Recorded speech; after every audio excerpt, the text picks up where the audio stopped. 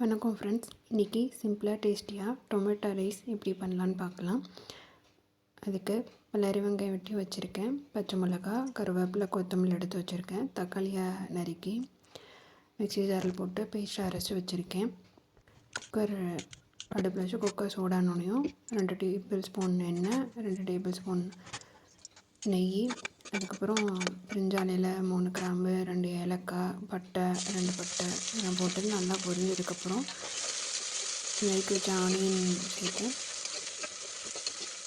Onion நல்லா வதங்கினதுக்கப்புறம் 2 table spoon இஞ்சி பூண்டு பேஸ்ட்டு போட்டு வதக்கிட்டு இஞ்சி பூண்டு பேஸ்ட் நல்லா வதங்கினதுக்கப்புறம் 2 பச்சை மிளகாய், கருவேப்பிலை, கொத்தமல்லி ஆட் பண்ணி வதக்கி விட்டுட்டு பேஸ்ட்டாக அரைச்சி வச்சுருக்கேன் தக்காளியும் ஆட் பண்ணி தக்காளியோட பச்சை வாசனை போகிற வரைக்கும் நல்லா வதக்கி விட்டுட்டு 1/4 டீஸ்பூன் மஞ்சள் தூள், 1 டீஸ்பூன் மிளகாய்த்தூள், 1 டீஸ்பூன் மல்லித்தூள், 1/4 டீஸ்பூன் கரம் மசாலா ஆட் பண்ணிவிட்டு மசாலாவோட பச்சை வாசனை போகிற வரைக்கும் நல்லா வதக்கி விட்டுக்கோங்க.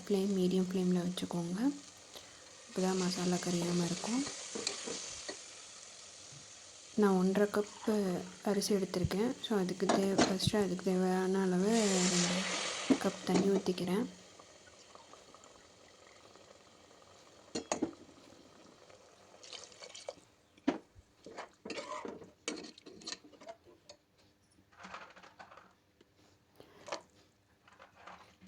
தேவையான அளவு உப்பை ஆட் பண்ணிக்கோங்க. நான் மீன் மக்கர் டேஸ்ட்டுக்காக ஆட் பண்ணியிருக்கேன். மீன் மக்கர் வந்து சுடுதண்ணியில் போட்டு எடுத்து வச்சோம் ஆட் பண்ணிக்கலாம், இப்படி டைரெக்டாகவும் ஆட் பண்ணிக்கலாம். டைரெக்டாக ஆட் பண்ணால் கொஞ்சம் எக்ஸ்ட்ரா தண்ணி ஊற்றிக்கோங்க, அப்போ தான் அடிப்பிடிக்காமல் இருக்கும்.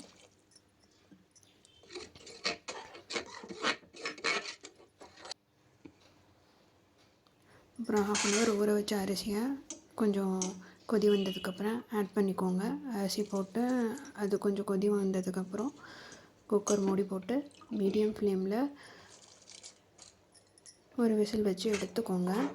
அதுவே ஓகேவாக இருக்கும். இல்லைன்னா ஹை ஃப்ளேமில் 3 விசில் வச்சு எடுத்தாலும் ஓகே தான். நீங்கள் கொஞ்சம் எக்ஸ்ட்ராவே தண்ணி ஊற்றிக்கோங்க.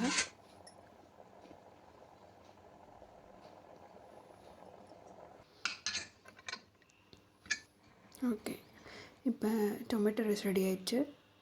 சிம்பிளாக டேஸ்டியாக சூப்பராக இருக்கும். சாப்பிட்டு பாருங்கள், செஞ்சு பாருங்கள். வீடியோ பிடிச்சிருந்தா லைக் பண்ணுங்கள், ஷேர் பண்ணுங்கள், சப்ஸ்கிரைப் பண்ணுங்கள். தேங்க்யூ.